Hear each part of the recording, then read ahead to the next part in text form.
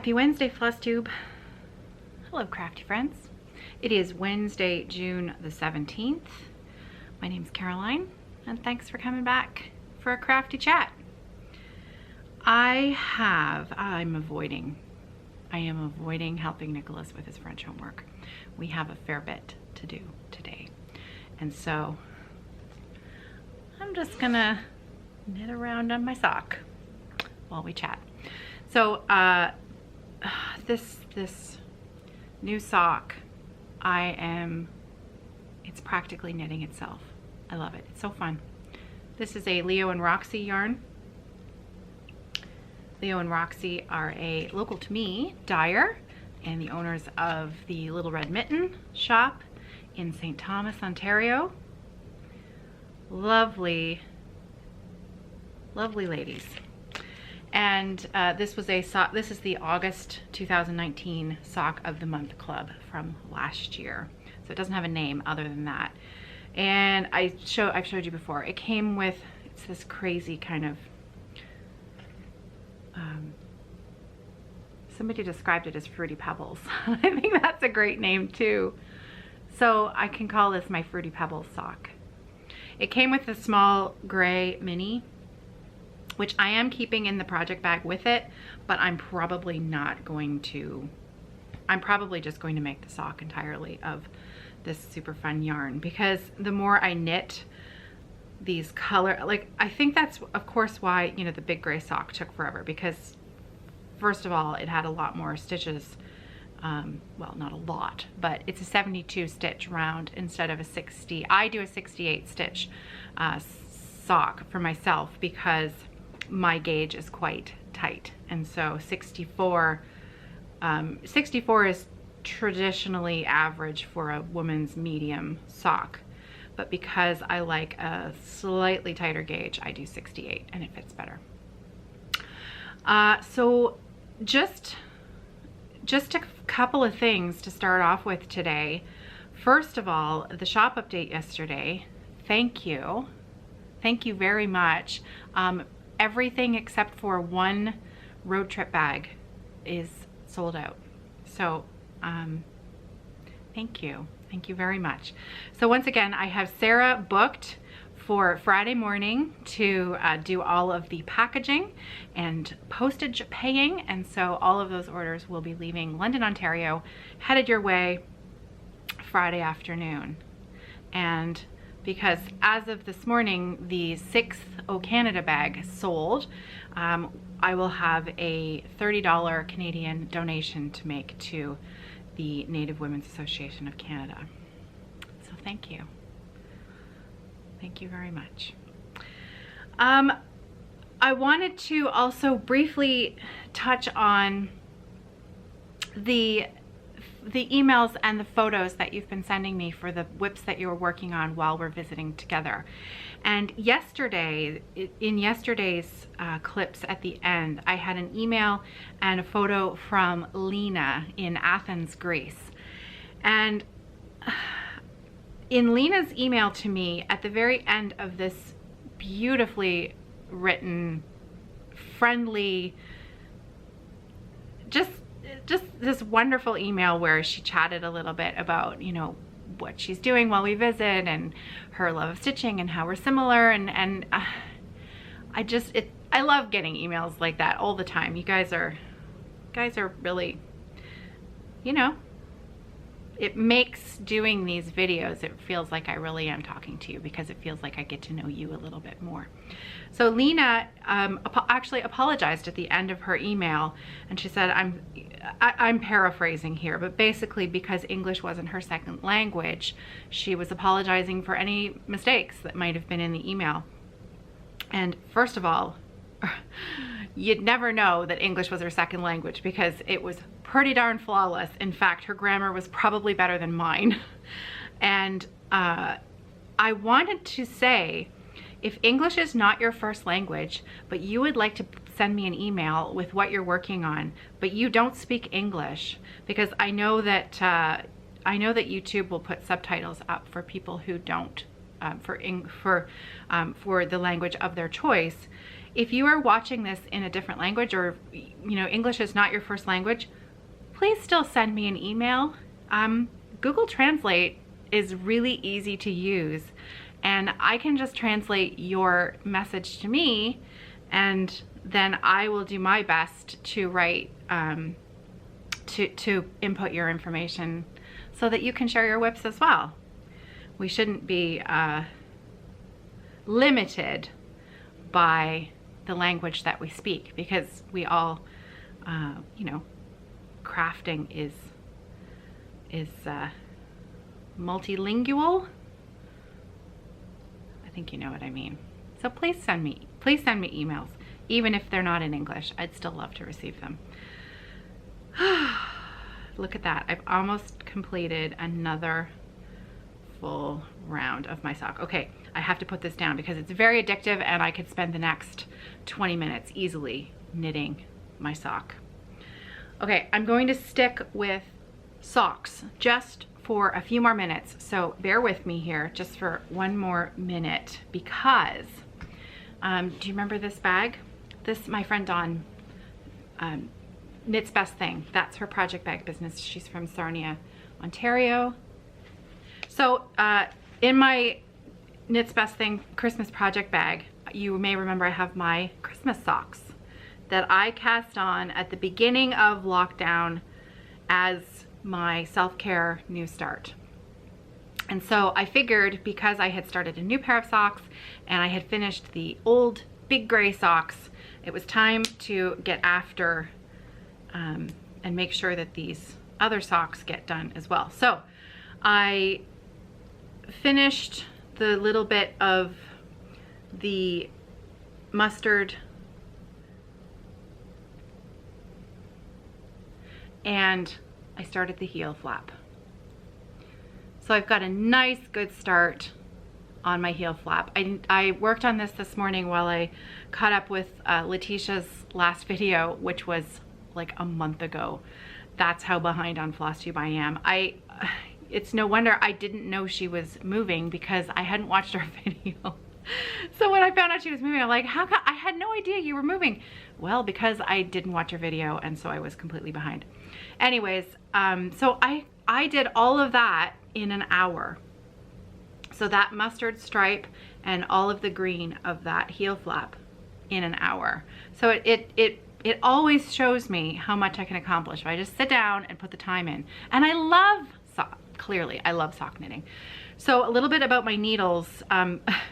Both sets of these needles were gifts, because I think it was Mary Ellen asked me yesterday if the needle that I was using on my Fruity Pebbles sock was the one that Adrian had given me. My friend Adrian from the Fiber Friends had given me a special sock needle at Christmas time. These are called signature needles, and they are very pricey. She gave me this set of DPNs a number of years ago as a special birthday gift, and then this year for Christmas she gifted me this circular needle, and that was my Christmas gift. And they're the best needles I've ever used. The other, I loved Chowgoos as well. That's a really great needle. I use those with the long, I love their cord for the long needles. But these signature needles are rather spendy. So the fact that they were a gift, I'm quite lucky. So I take very good care of them, and actually they are the only DPNs that I use, just that one pair for socks, because normally I'm on a circular. The other small circular, just FYI, if you're looking for small circular needles for socks, my other favorite one is the Haya Sharp, because it has a really sharp tip, and I do love that for sock knitting because the needles are so small. It just makes getting those stitches nice and easy. Now, what's interesting about the signature circular is that one side is very, very sharp and the other side is not. So the other side is a little bit more dull, and then the one tip is super sharp. So it's a beautiful, beautiful needle, and it makes sock knitting just a pleasure. So yes, I'm a fan of sock knitting. I do love it. Okay, let's talk about cross stitch. I put in 2 more lengths of thread into my Glendon Place Hope and Strength stitch along. So I went right for the words because I wanted that quick, satisfying, you know, progress where you can really see it makes a big difference just with, you know, a few stitches. You actually feel like you've accomplished a fair bit. So it is still on my floor frame because I really want to get back to it tonight. And so I am going to just, I took a photograph. I'm going to insert my photo here of the progress that I made.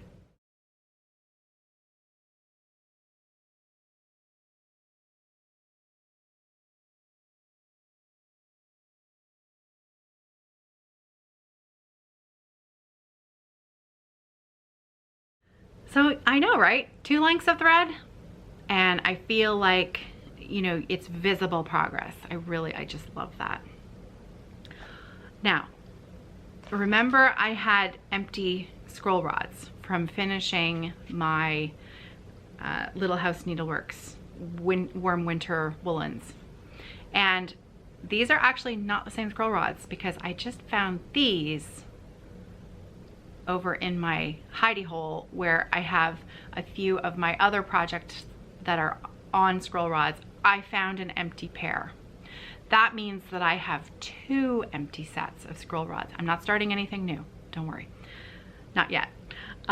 So what that means is that I can put 2 projects on rods that I've been wanting to. So the first one is Emily's house.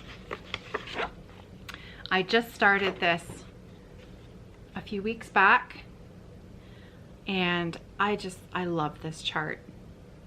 It's so meaningful, and Emily is just a wonderful soul. She is still, you can still purchase your ducks to help support children's advocates, which is where Emily works, and we can help her support the children and families that she works so hard to support.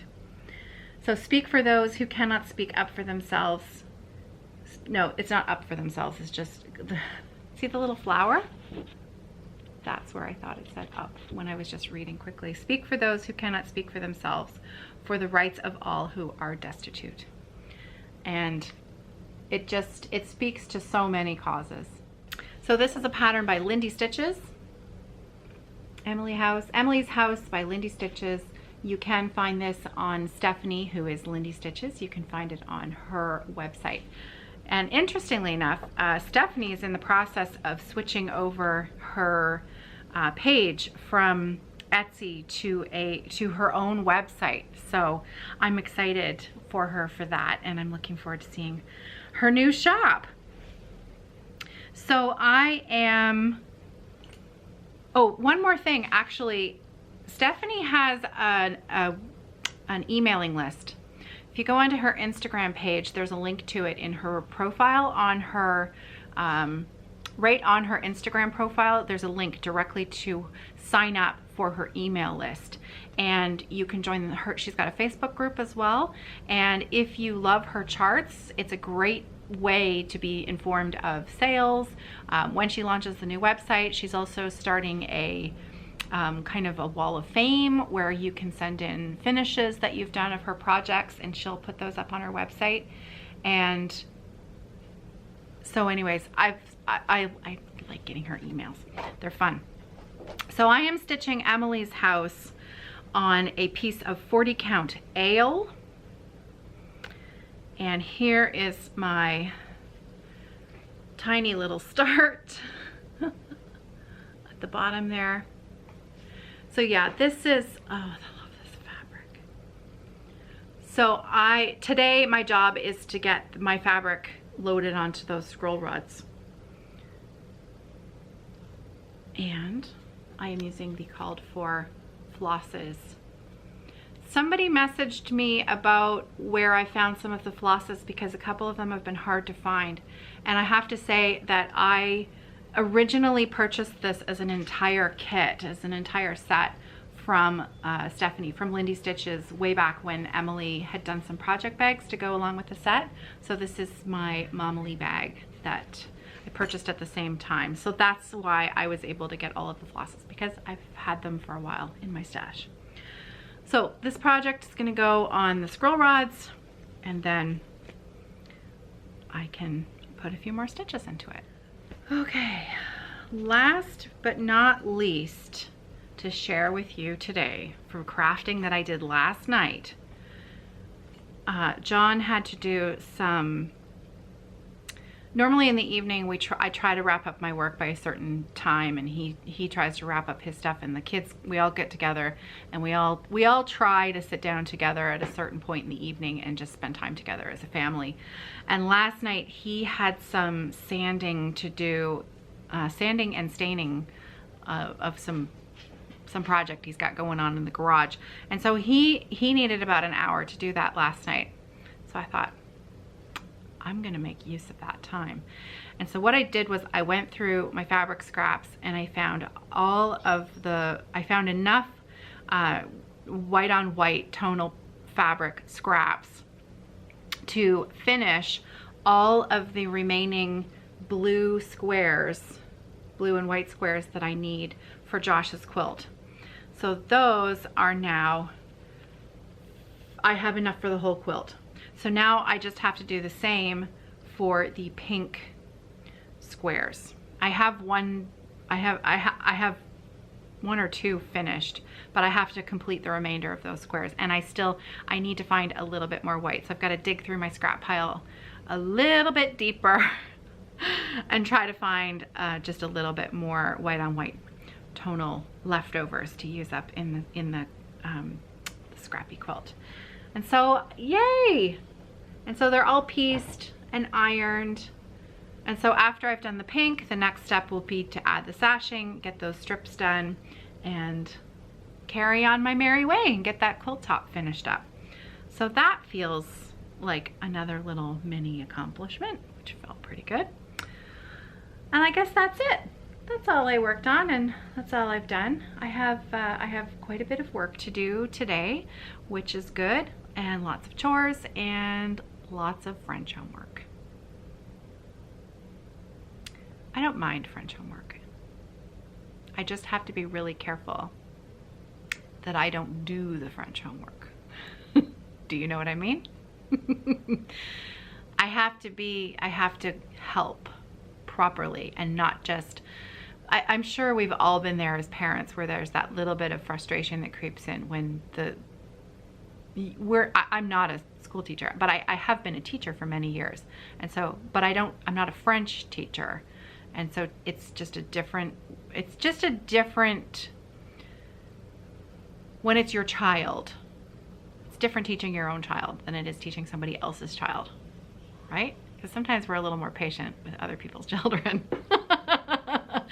So for Nicholas, I have to just kind of step back, take the time, and if there's some frustration there with a lack of understanding, we just have to try to find a different way to think about it and, you know, break it down a little bit. So we've got some verb conjugating to do, and some comprehension to finish, and then I think he's still got a bit of math. He has still, I think we are on the home stretch. It's impossible to believe that we are coming up to the end of June, but next week, at the end of next week, we're at the end of school. So I think we're all looking forward to that, and then, you know, being able to just kind of slide into that sort of summer routine. So I'm off to do some French, help with some French, and I will see you tomorrow. Take care, everybody. Happy stitching, and I'll see you tomorrow.